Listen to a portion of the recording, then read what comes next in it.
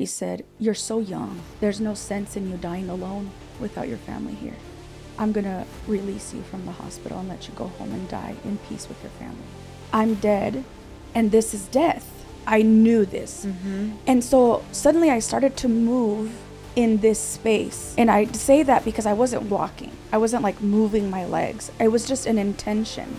And I knew that what there was on the other side was a question. The question was about purpose and what I had done on the earth and how I had spent my days and what did I do with that. I knew I was going to have to account for that. And all of a sudden, in that place where I'm having this knowing, I'm like, okay, what's coming next is if I cross over this river, I'm going to face the Lord.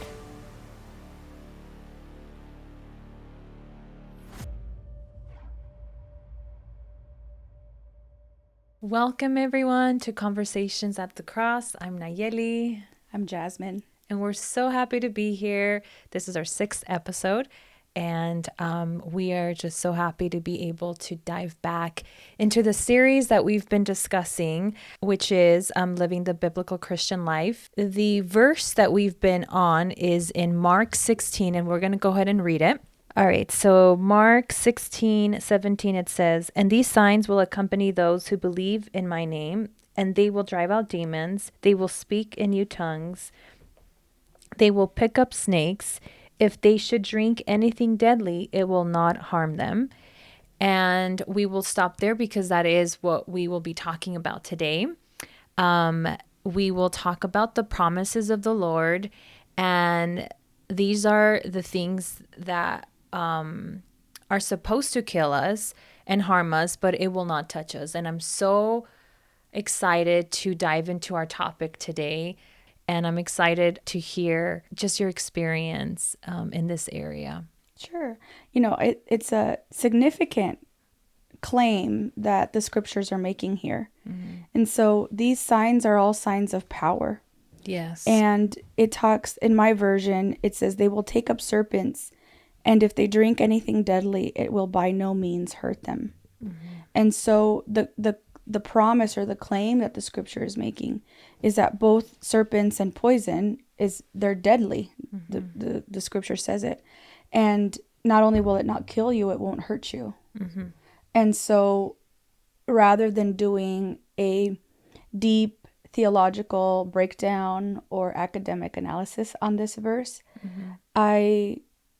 I think that instead what I'd like to do is talk about a personal testimony where the power of God showed up in my life in a very real way, and things that were supposed to kill me not only didn't, but they didn't even hurt me. And so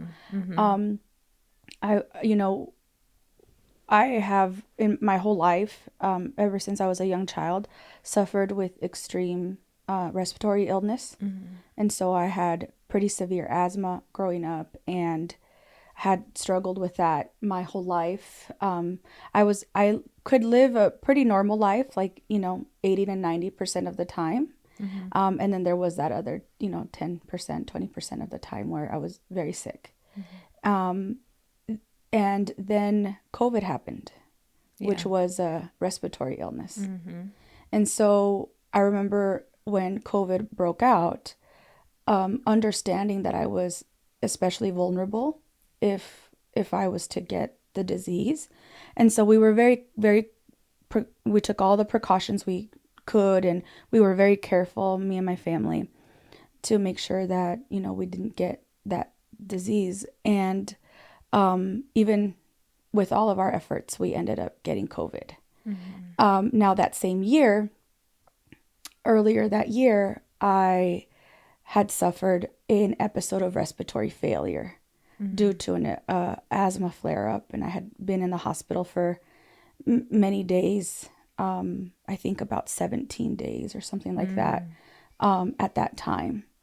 And it was about a couple month recovery. And so I was sent home on oxygen for some time, and then I, ended up recovering slowly, and it took about, I'm going to say the whole event was about 90 days, maybe to have a complete recovery. And a lot of that is because I was young, and there's a lot of, there's a lot of benefits and advantages that you have when you're younger. And so it took about 90 days for me to recover. I went back to work, and I was back at work, and back in the swing of life. And then later that same year, maybe 5 or 6 months later, I ended up getting COVID. And initially, I was treating it at home. So I was at home. It wasn't at the absolute peak of COVID, but it was still pretty significant, and the situation was still pretty intense in the hospitals.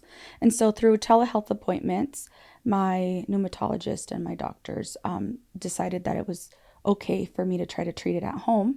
And I'm pretty familiar with, taking care of respiratory and my episodes and stuff at home, and pretty versed in how to treat myself because I've had to do it, my whole life. And so I was getting steroids at home, and I was doing everything that I could possibly do. I had medication from here, and then, I even saw a doctor through a telehealth appointment, a doctor in Mexico, because I was not getting better. So I was on all the treatment that, my doctors here in the U.S. could provide. And then I have family in Mexico that, set me up with a pneumatologist in Mexico, and ended up doing a telehealth appointment there. And they gave me some additional medication and some additional prescriptions. And so I was doing everything I could. And I was not getting better. Yeah. And after, many days, I think it was close to 20 days that I was just getting progressively worse at home with my team of doctors here. And we made a decision that it was time to head into the hospital. And we did that. So I went into the hospital. I was there for several days. And I know that it's hard for me to remember how many days, because once you're in a state like that, and what happens, people that have been in hospital for several days, it almost blurs into one, like you never know if it's a different day or the same day, and it just, you kind of lose yourself in time a little bit. Especially if there's no window. Yeah. You don't see the light coming in. Right. You're just like, okay, is it day, is it night? Because usually if it's all enclosed, you don't know. It's hard. It's hard to know. For sure. And, when you're that sick, you just don't have that awareness anymore. Yeah. So it's hard for me to say how many days, but it was several days. I was there, I think it was more than 10 days at that time. And after so many days, it was evident that I was not getting better. And I also wasn't stabilized. And so I was getting progressively worse and worse and worse. And then I recall that one day the team of doctors came in and, basically told me that my only chance of survival was to go on a ventilator. That we were at the point that, I just was not oxygenating anymore, and I needed to go on a ventilator, and I needed the support. And I declined it. When they came in and told me that, I declined it. And it was interesting because I understood rationally that I was very ill, because I could feel the weakness of my body. Like, I knew my body was very weak. I knew that I was very sick in my physical body. But I also knew that I wasn't going to die. I had a deep conviction in my soul that I wasn't going to die. And so it was very interesting to hold these two truths in tension, where the truth, the reality was that I was very, very sick, right, and that I was dying. But the truth was that I wasn't going to die. And so there was this interesting dichotomy that you have to live in that moment, or that I was living in that moment, where reality and truth were not the same right now. And it wasn't like the truth, like for, how some people, they just say that just to encourage them, but you knew that was the truth. I did. It's not like you were trying to be positive, or you were just trying to, psych yourself out and say, well, I'm not going to die. But you're like, I'm actually not going to die. Well, I had a conviction. It wasn't wishful thinking. Yes. It was a deep conviction. Yeah. That I wasn't going to die. And I knew that. I knew that I wasn't going to die. But I knew that I could die. That if I gave into this reality, that if I adopted this reality as truth, then that would become the truth. But wow. I didn't do that. I remember one of the, I remember afterward having a conversation with my mom. And one of the first times that I could speak after the whole ordeal, I remember looking at my mom, and she recalls this moment better than I do. But she said, I just looked up at her, and she was like, hey, how are you doing? And she said the first thing I told her was, I know how to beat this thing. I know how to beat this thing. Wow. And I think there's a difference. And I think, as Christians, we live in this reality that's real, but it isn't always the truth. When you said that to your mom, like, I know how to beat this thing, like, where did that come from? Well, I think it came from that conviction, that I understood that there was that I had a choice in that moment. Got it. I had a conviction of the truth, and the truth was that I wasn't going to die, but the reality was that I was dying. And so wherever I pointed my soul, my faith, that's what was going to be actualized. And so when they came in to offer me the ventilator a second time, I declined again. And I did it because I knew that I was dying. I knew my body was dying. And I knew how hard it is to come back out of that. It's like I wasn't afraid of going on a ventilator. I knew I wasn't strong enough to come off of it. I knew that when I was extubated, when you're extubated for survival, the requirement for your body is immense in order for you to survive extubation. And I knew I knew my body did not have the strength. I understood the reality. I understood the reality that my body was dying, and I did not have the strength to come off the ventilator. And so I remember thinking, if I go on a ventilator, I'm going to die because I won't survive the extubation. And I don't have the strength to do that. And so I refused it. And finally, I remember this very well. I don't know how I remember this, but I remember it was a Sunday, and that was important in the moment. That it was a Sunday, and the doctor, one who I had not seen before, and I never saw since then. This is the only time I ever saw this doctor. And he was alone, and normally they came in a team. This was different. He came in on a Sunday by himself, and he said, hey, we've been talking. I know that you've been refusing the ventilator for a few days. Do you understand what that means for you? Do you understand? And he said, you have a son. Do you have your paperwork in order? Do you have all of that in order because you have a son? I said, I do. I do have that in order. I had done that already. I'd had a conversation.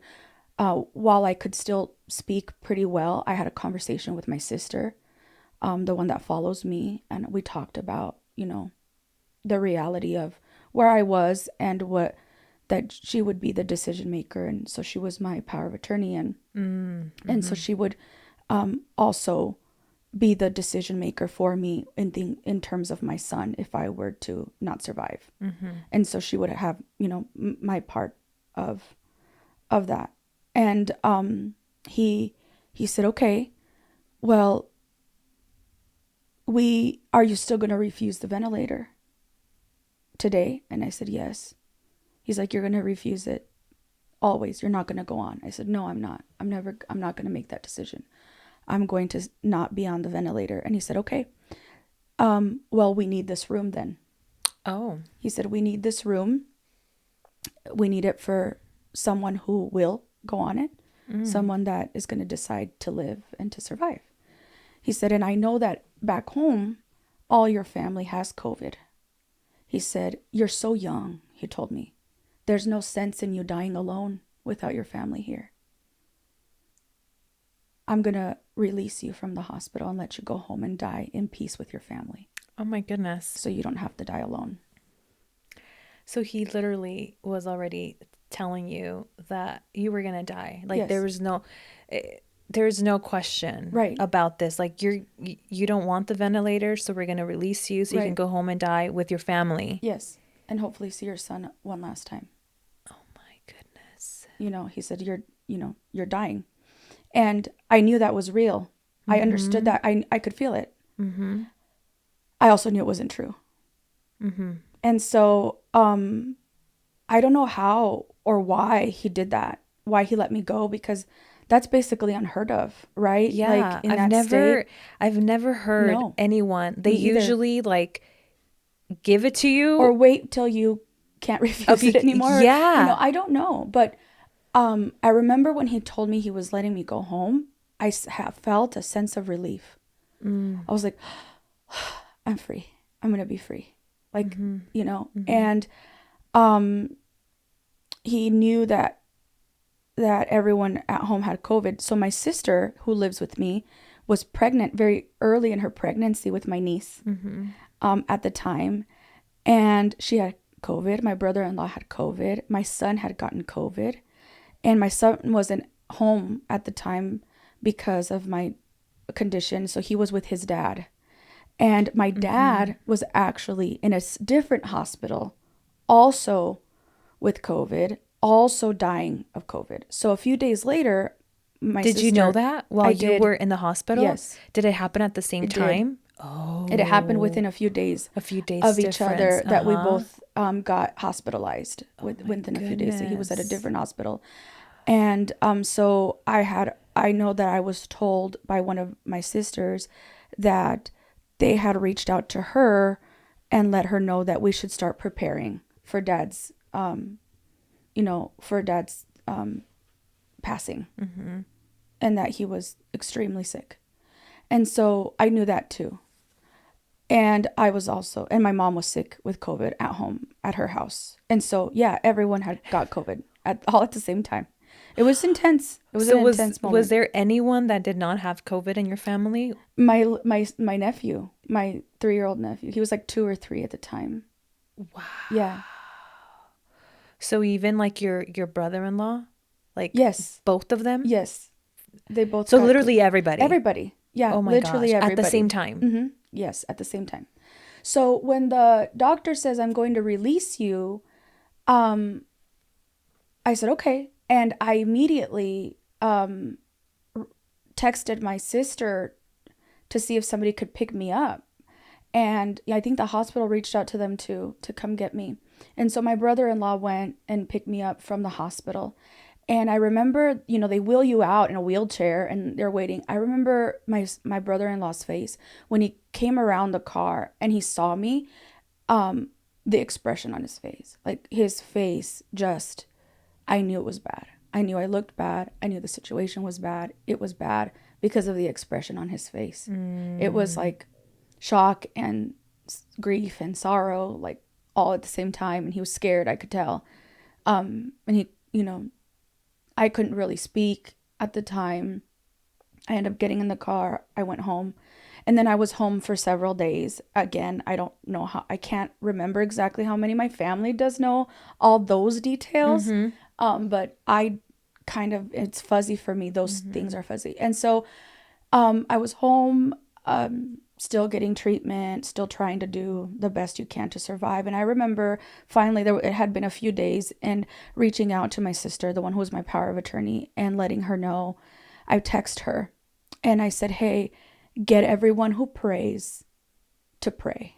Call everybody who prays and get them praying, because I feel like I'm losing this battle. I remember saying, I feel that my body is losing this battle, because my body was losing, but my spirit, like I didn't. I did not go there. I stayed in that conviction. because I knew what God has spoken.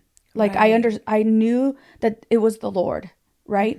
And so we ended up doing these video calls where, prayer calls where people were gathering around me in prayer while I was, home. And then one day, I end up going into a pretty severe asthma exacerbation, end up going into a coughing fit. And my sister, the one who lived with me, was pregnant at the time, very early in her pregnancy. She heard me, kind of making a ruckus in the room. She ran in there, and I, in my recollection, I thought I was screaming. I thought I was like, help me, help me, help me. Like it was almost like I had this desperation. And I said, help me, don't let me die. Help me, don't let me die. That's all I could think. And I thought I was saying it audibly. Later, when I talked to my sister, she said, no, like you couldn't talk. Like you definitely didn't say anything. And she said that my eyes were closed. Like as I was in the coughing fit, that it was just my body. Like that I was almost like if you were doing it in your sleep. But she said my eyes were not even, but I saw her. I saw her come in. And in my recollection, I thought I was like reaching out to her and saying, help me. Like, help me up. Don't let me die. And I remember that moment so intense, and it was very, very intense. And then all of a sudden that I'm not there anymore. I don't see my sister anymore. And I'm in this other place. And there's peace there. And it was peaceful and quiet. And I've never experienced like the absence of sound. And oh wow. And so it wasn't like it was quiet. There was no sound. Nothing. Wow. And like, was it like a room? It was a place that it was like sand. All of it was this white sand. It's like, when you see pictures of the Sahara Desert, it was like that. It was a vast desert. And it was white sands. And the light was like, when the night is turning into morning, and there's that first little like bit twilight. of twilight. Yeah. That's what it was like. There was a twilight. Wow. And this episode is sponsored by Her Good Harvest, a faith-forward movement rooted in scripture and purpose. We believe God brings beauty out of the driest seasons, and from that dry ground, He brings a good harvest. Every product is created to reflect His promises and inspire everyday faith. And with a portion of every sale sown back into missions, every seed planted has the power to grow, bless, and change lives. Follow and shop at Her Good Harvest on Instagram. And I started to look around and see the sand and kind of understand the vastness of this place that it was in. And then suddenly I realized, I have this realization, and I said, oh, I'm dead. This is death. Wow. And my instinct in the moment was to look for my body, like to look back. And I remember I looked kind of back behind me, and it was like I was looking through a telescope. Like I was looking through a telescope.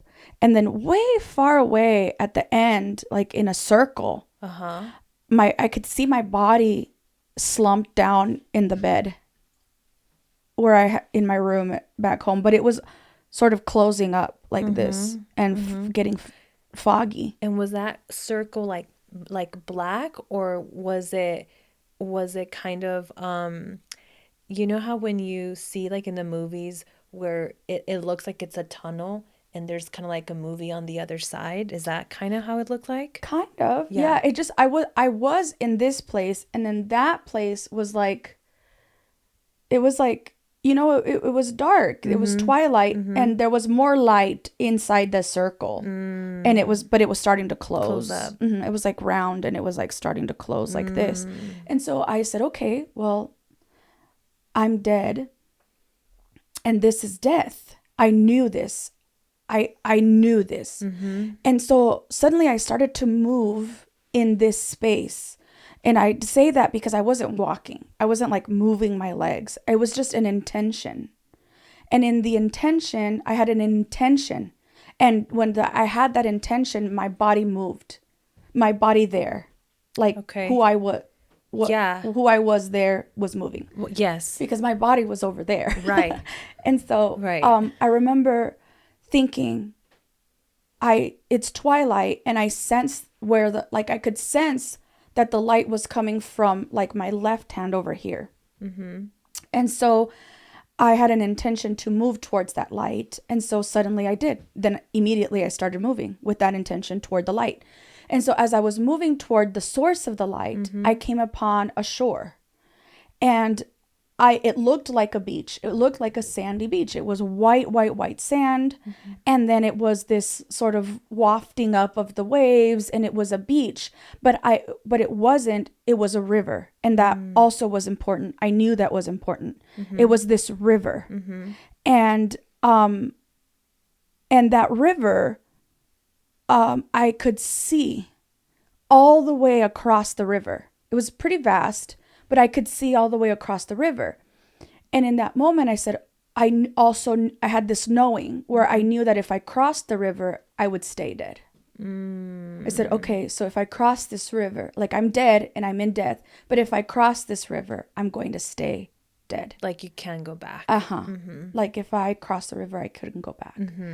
And as I was looking across to the other side of the river, it's hard to describe, because I've never seen anything like that. It was life on the other side. Life like I've never seen. It was everything was alive. Like the trees were alive, and everything was so dense. Like the leaves on the trees had leaves. Like the leaves had more leaves. It was dense. Wow. Everything was packed with life. And then everything was alive. Like I could see the color green of the leaves of the trees. The color was alive. The green was alive. It was life abundant like I've never experienced, like I've never seen. It was just life. It was just so much. Everything was alive, and it was so much life. And in that moment, as I was starting to see on that other side, I had several understandings. The first one is that I realized that I wasn't sad. I didn't have in that place, in that space. Not only was I not sad, I didn't have any human emotion. Like, I didn't have any, like, emotions about Earth or about my life. I didn't have pain about leaving my family or leaving my son. I didn't think about, like, the things of the earth or the things of the world. I didn't think about that. It wasn't a thought that I had, or I didn't have like emotions that were human, like what I would describe that way. I wasn't sad, or, I wasn't, none of that. It was just peace. It was perfect peace. Wow. Complete, perfect peace. There was no noise. There was no, there was no pain. I never realized that, I never understood until that moment that I had never experienced a life without pain. Yeah. And how painful life is. Just being. Because there I did not feel any pain or discomfort or anything. I didn't have my body. And so there was no pain at all of any kind. And it was complete peace. And then I had this other knowing where I knew in me that if I did cross to the other side, I knew what awaited me. And I knew that what there was on the other side was a question. And the question was about purpose and what I had done on the earth and how I had spent my days and what did I do with that. I knew I was going to have to account for that. And all of a sudden, in that place where I'm having this knowing, I'm like, okay, I know, okay, what's coming next is if I cross over this river, I'm going to face the Lord. And was there any activity on the other side? Was there people that I didn't see that. No, you just saw nature. Yes, trees, like but super beautiful and alive. Oh gosh, yes. So, because on your side, you were in the desert. Yes. And there was the river, and on the other side, there was life. Basically. There were things that I cannot describe. I don't have language for it, but it was trees and flowers and grass and bushes and just like it. Nothing that I've ever seen on earth compares to that. You know, I like watching the Avatar movies. Yeah. Because they have such pretty landscape and, you know, you're almost kind of caught up in that. But I think I like to watch them because of that. Because it almost resembles that. It doesn't, but it kind of throws a feel toward that. Towards that, yeah. So I kind of enjoyed that first movie because of that. But it's life like... So it's not anything that you've seen. Like you can say, oh, it resembles this. I mean, yeah, there's trees and all of that, but it sounds like it was just a magical place. And it's big, like massive. Like the trees are massive. Oh, wow. The leaves are like everything is big. So it's totally like Avatar, like yes, in a way, right? Because it's like it's so different, the things that the art in that movie. Yeah. It's like big. It was big, and I'm telling you, like the leaves had leaves. You know, it's like a leaf was like a tree here. It was, oh my goodness. Like it was like so much life. And then the color of things was alive. Like the color of the tree bark was alive. The color of the flowers was alive. Like everything there is alive. Everything is alive. There is life abundant. And you know, that's what the scriptures say. And I didn't, you know, I think we don't know what that means, or I didn't know what that means.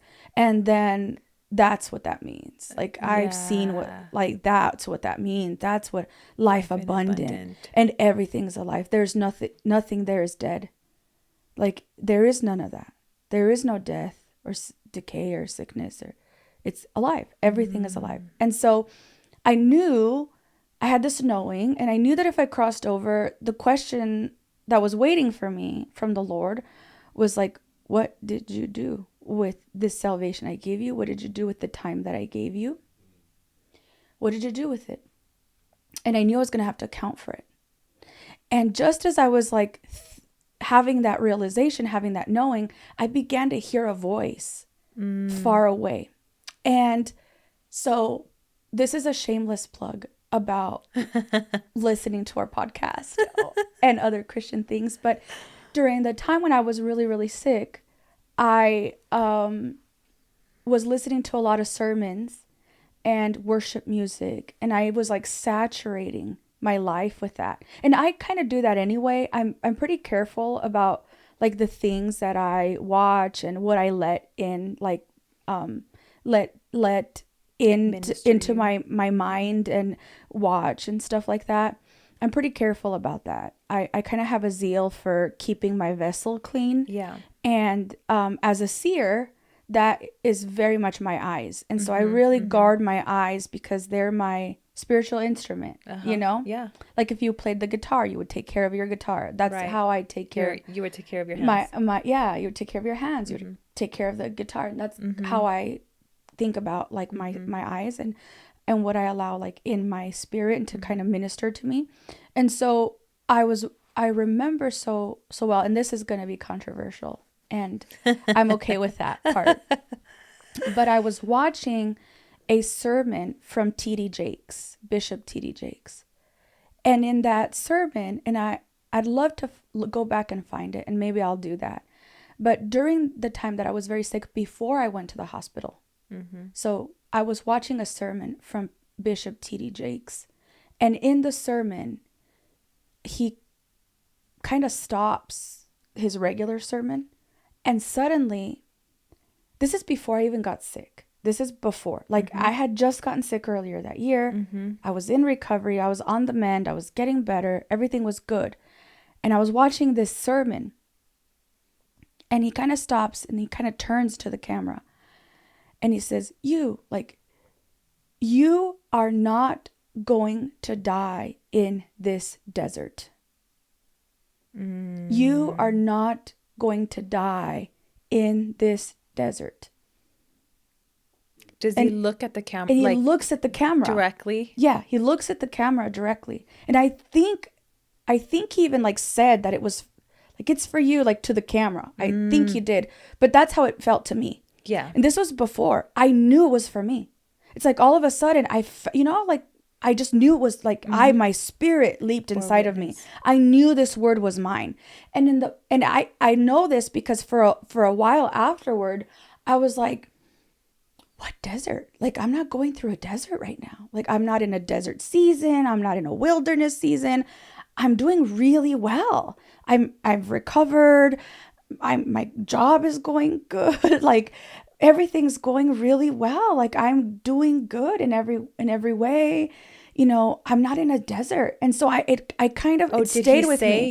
You're in the desert? He said, you are not going to die in this desert. That's what he says. And I know this because I replayed it over and over, trying to pray through that and say, okay, but I'm not in a desert. Like, how is this word for me? How does it apply to me? And so for a few weeks, actually, after that experience, I kind of was thinking about it. You know, I'm not in a desert. I wonder what this means. And so we have this saying in our church and in our community where we say, shelve it, like put it on the shelf, put it on the shelf, and then you can pull it later. Pull it later. So I put it after like thinking through it. I just wasn't getting anything, but I knew it was for me. So I kind of put it on the shelf.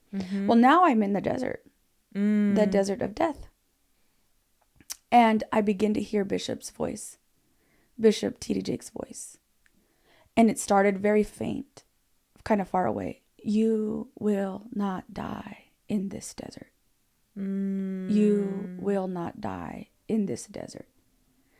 And in that moment, I remembered the word. And not just that word, not just the word from Bishop T.D. Jakes. I remembered all the word. Wow. Like every verse, every word of the scriptures, every sermon, every little tiny bit of word that I had ever received from before I could even remember until I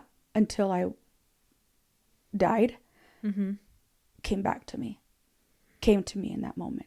It's like it impregnated in my mind and in my heart. Wow. Because I didn't have the limitation of my physical brain. Wow. I was not limited. I didn't have physical limitations. I didn't have that. And so in that moment, when I recalled that word, I recalled every word that you've ever heard. Wow.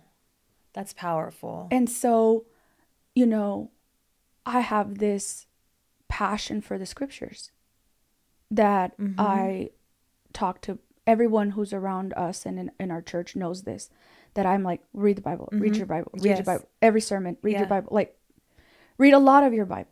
Read 40 chapters a day. Yeah. And I do recall also you saying, it doesn't matter if you don't understand it, or if you're just, playing it, just read it. Just read the Bible. Even if it makes no sense, read it. Yes. Go through it. Go through the whole Bible. And that's why. Yes. Wow. And so in my class, when I teach my ministry intensive class, I always throw out a challenge about read 40 chapters a day. If you read 40 chapters a day, roughly, you'll get through the Bible 3 times in a year. Like, make it your life's work to read the scriptures. And that's why. Because it's there. It really is there. Yeah. And I've never seen a church where they are emphasizing reading the word so much, not only emphasizing it, but doing it.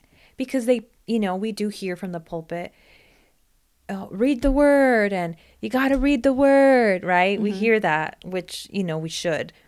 But the fact that not only do you say to read the word, but you actually do it with the congregation as well. I mean, we just finished reading the whole New Testament in a week. Yes, we did it in 8 days. So we gathered at our church to read the entire New Testament in 8 days. And we gathered every evening publicly. So we read it publicly. And we proclaimed the word. No commentary. No, nothing else. But reading the Bible out loud for 3 hours every evening for 8 days until we got through the whole New Testament. And we had our kids read. So the children read, the adolescents read, the adults read, the elderly read, everybody read. And we had 20-minute slots, and everyone was reading about 4 chapters in their slot. And we finished this Sunday with the entire book of Revelation. It was powerful. It really was. Comment in the section area if your church has done this, because I really actually want to know, because I've never seen a church actually read it this way, where without commentary. Now, it's not a Bible study. No. It's not, we're not going through, a series of a study. Like, it's not that. It's literally just reading the word. And it's just so powerful. The fact that you're reading the word and how much power there is in reading it out loud with your community. It was just, it was a beautiful experience. Yeah. Because we do read on our own, right. Yeah. And there is that experience that you have, with the Lord, and you're there privately. It's different than when you are actually reading it with the congregation. Yes. With the body. And where does it say again? Because I remember we were reading it, but it talks about that, in Timothy. Yeah. That's where it's at. Where he does talk about that. That's it says, give yourselves to the public reading of the scriptures. Yes. And especially the letters, because the letters to the churches, that's how they were intended to be received, is in this public reading, in community. And so we all gathered around one person, and it was a member of the community. It wasn't, just the pastors, or it was everybody. And and the whole church gathered around the one person, and that person was proclaiming the word. And it's so wonderful also to read it all as one entire story, like read books at a time, like a whole book at a time, and read the whole New Testament in that. It was great. So back to your story. So you were there. You're like, okay, I'm hearing everything that I've heard. Every word that I've heard. I had access to the entirety of the scriptures. Well, all of it that I had ever read and experienced, and that had ever been taught. So in that moment, I had access to all of it. All of it.